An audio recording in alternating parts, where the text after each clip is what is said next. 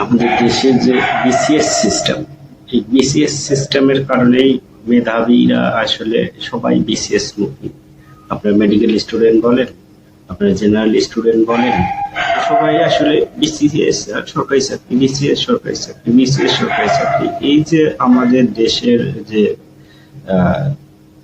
System, এই সিস্টেমে BCS সরকারি চাকরি, এর প্রতি মানুষ পাগল। গ্রামে আপনি বিয়ে করতে যাবেন, দেখা যাবে যে পাত্র মেয়ে দেখতে গেছে, ছেলে কি করে? ছেলে সরকারি চাকরি ছাড়া তারা বিয়ে দেবে না, ছেলে সরকারি চাকরিজীবী লাগবে। আমাদের দেশের দেখা যায় যে 70% চাকরিজীবীদের মধ্যে 70 থেকে 80% বেসরকারি চাকরির সাথে জড়িত। সেই দেশের সিস্টেম মানে সবাই চাকরি, মানে সবাই সব সরকারি, সবাই চাকরিগুলি সরকারি চাকরি, লাইফ সেটেল। এই যে আমাদের টেন্ডেন্সি, এই দেশে আসলে হাজার হাজার স্টুডেন্ট, লাখ লাখ স্টুডেন্ট যেখানে প্রত্যেক বছর বের হচ্ছে, তারপর এই যে মেডিকেল স্টুডেন্টরা বের হচ্ছে, আমার কাছে মনে হয় কিছু বিসিএস সিস্টেম, এই বিসিএস এবং ওই সরকারি চাকরি এইগুলা আসলে বন্ধ করতে হবে। বন্ধ করে যারা যে সেক্টরে আছে, যে সেক্টর অভিজ্ঞতা, সরাসরি নিয়োগ দিতে হবে। যারা পড়াশোনা করবে, যারা বিবিএস ডক্টর হবে, 4-5 বছর 4 বছর যারা মেডিকেল স্টুডেন্ট পড়াশোনা করে, ইন্টার্ন করে, পড়ার পরে তাদের আবার কিছু বিসিএস দিতে হবে। তারা সরাসরি নিয়োগ। যে দেশে আমাদের প্রত্যেকটা হসপিটাল, উপজেলা হসপিটাল, জেলা হসপিটাল বলেন, বিভিন্ন জায়গায় মানুষ ডক্টর হয় না, ডক্টর নাই, হিউজ পপুলেশনের দেশ, সেখানে আবার ডক্টরদের বিসিএস গেছে। আমার মনে হয় তাদেরকে সরাসরি নিয়োগ দেওয়ার ব্যাপার। যারা বিভিন্ন বড় বড় ভার্সিটি, পাবলিক ভার্সিটি পড়াশোনা শেষ করে বের হয়, তারাও আমার কাছে মনে হয় কিছু বিসিএস, বিশেষ সরকারি চাকরি, তাদেরকে বিভিন্ন জায়গায় গণহারে নিয়োগ দিতে হবে, বিভিন্ন সেক্টরে। তারপর রাষ্ট্রের নাগরিকদের বিভিন্ন ক্যাটাগরিতে ভাগ করতে হবে, ভাগ করে বিভিন্ন শাখায় তাদেরকে ট্রেনিং দিতে হবে। আমরা তো শুধু বেকার মানেই মনে করি যে যারা হায়ার এডুকেটেড তারা বেকার, যারা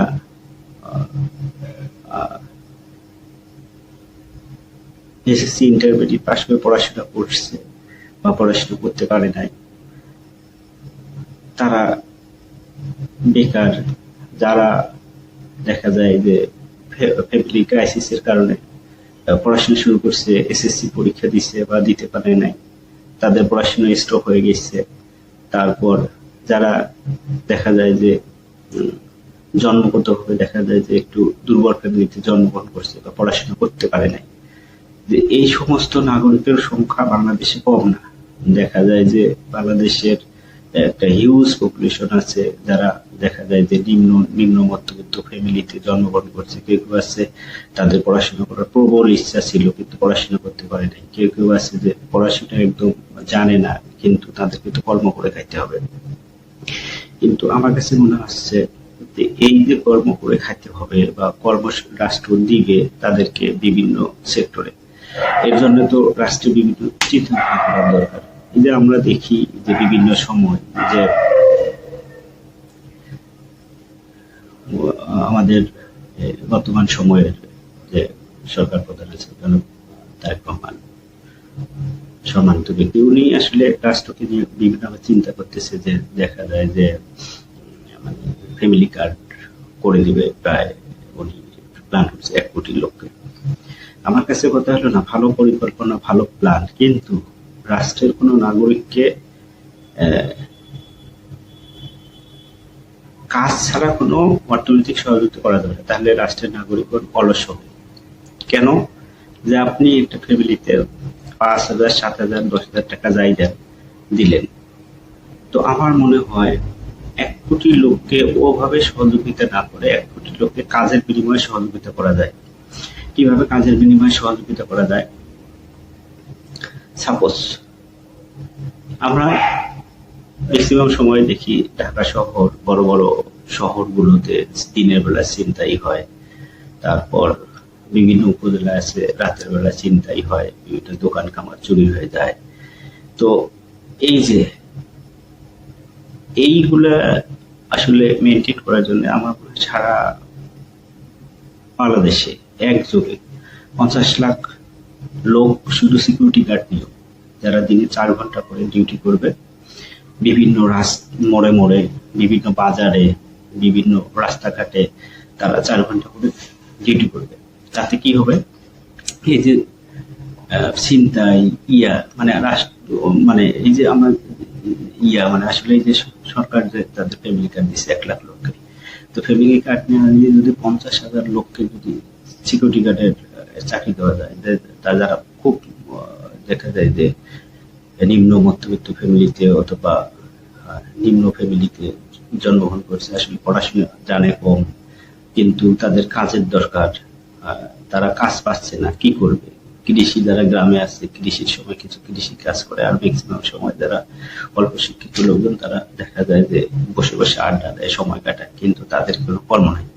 এই সমস্ত লোকজনকে কর্ম রাষ্ট্র দিতে পারে, তাদেরকে সিকিউরিটি গার্ডের নিয়োগ দিতে পারে সারা বাংলাদেশে 50 লাখ, প্রত্যেকটা উপজেলায় 20,000 25,000 করে এভাবে যদি নিয়োগ দেয়, দিয়ে ওই বিভিন্ন জায়গা আছে ওইগুলোকে সিকিউরিটি গার্ডের তাদের দায়িত্ব দিলে সারা বাংলাদেশে 1 লাখ, একবারে 50 লাখ লোক সিকিউরিটি গার্ডের দায়িত্ব, তাদেরকে বিনা টাকা বিনা স্বার্থে তাদেরকে টাকা দিচ্ছেন 5-7 হাজার করে, তাদেরকে কোনো কাজের বিনিময়ে দিলেন, এটা গেল।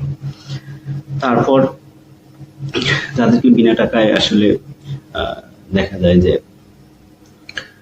টাকা দিচ্ছেন, এদের মধ্যে থেকে আবার কিছু লোককে সারা বাংলাদেশে ছাড়ুদার, যারা কাজকে ভালোবাসে, যে কোনো কাজ করতে চায়, এদের নিয়োগ দেওয়া হবে। আমরা সারা বাংলাদেশে আমরা ছাড়ুদার নিয়োগ দেবো 50 লাখ, তাদেরকে টাকা দেব, তাদেরকে দারুদার নিয়োগ দেয় 50 লাখ লোক, তারা বিভিন্ন বাজার ঘাট পরিষ্কার রাখবে, রাস্তাঘাট পরিষ্কার করবে, তারপর ঢাকা শহর, বিভিন্ন বড় বড় শহরগুলো তারা দেখা যায় যে 4 ঘন্টা পর পর ডিউটি করে বিভিন্ন রাস্তাঘাট পরিষ্কার করে, যারা কাজ ভালোবাসে, যারা কাজ করতে যায়, তাদেরকে আসলে ওই জায়গাগুলো নিয়োগ দিয়ে সরকার টাকা দেবে। তাহলে আমার 1 কোটি লোক কাজের নিয়ে টাকা পাচ্ছে, আমার রাস্তাঘাট পরিষ্কার থাকতেছে, আমার সিকিউরিটির দায়িত্ব পালন হচ্ছে, 1 কোটি লোক সুবিধা পাচ্ছে। তাহলে আমার 1 কোটি লোক যদি বাংলাদেশের যদি একসাথে যদি সরকারি সহযোগিতা পায় কাজের বিনিময়ে, আর কাজের বিনিময় ছাড়া যদি রাষ্ট্র নাগরিকদের সহায়তা করে, তাহলে আরো রাষ্ট্রের নাগরিকরা আরো অলস হয়ে যাবে।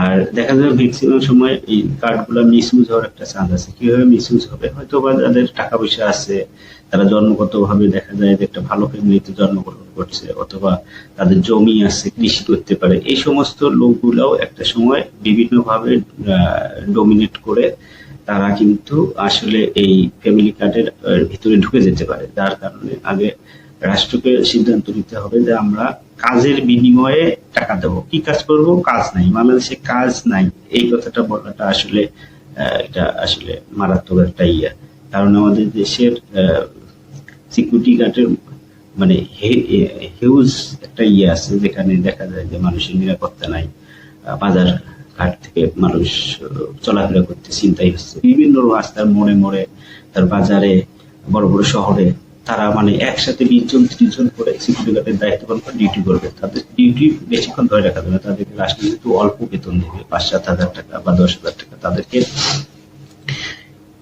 দ্রুত তাদের ছেড়ে দিতে হবে। যেমন 4 ঘন্টা করে ডিউটি করে তারা বাসায় আসবে, আবার অন্য কাজ কাম করবে, কেউ চায়ের দোকান দিবে, কেউ বিভিন্ন কাজ কাম করবে, সংসারে গরু লালন পালন করবে, ছাগল লালন পালন করবে, তারা বিভিন্ন কাজ কাম করবে। রাষ্ট্র যে তাদেরকে সহযোগিতা করছিল মানে বিনা কাজে, এই বিনা কাজে সহযোগিতা না করে তাদের কাজের বিনিময়ে সহযোগিতা করা যেতে পারে, তাহলে লোকজন অলস হবে না। সকলকে ধন্যবাদ।